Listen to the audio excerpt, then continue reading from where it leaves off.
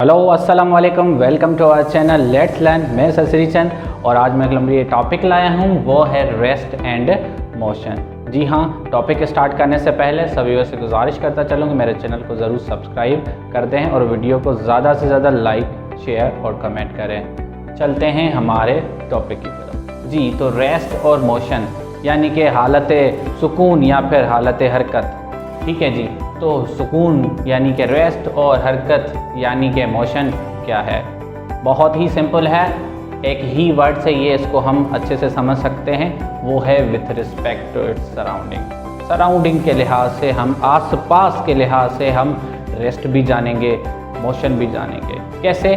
आए देखते हैं। डेफिनेशन से जान लेते हैं कि रेस्ट है क्या। क्या कह रहा है? When an object is not changing its position with respect to its surrounding।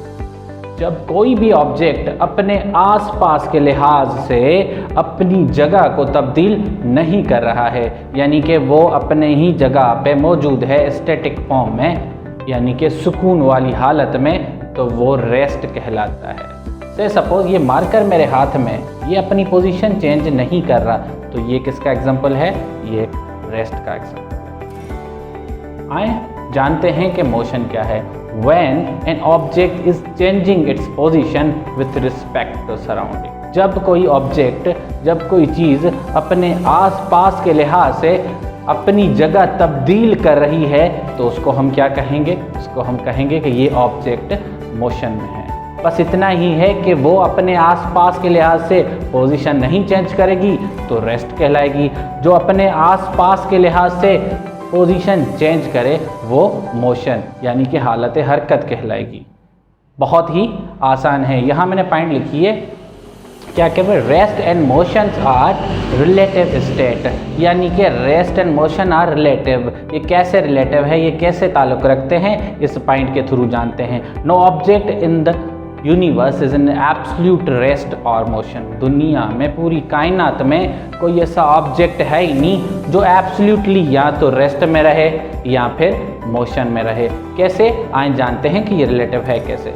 से सपोज कि एक बंदा जो है बस में खड़ा हुआ है और वो बस चल रही है, तो उस शख्स के लिहाज से बस मोशन में होगी और वो बंदा रेस्ट में। क्यों? क्योंकि बंदा अपनी जगह आसपास के लिहाज से तब्दील नहीं कर रहा, वो वहीं पे खड़ा है, लटक रहा है, पर बस जो है वो मूव किए जा रही है।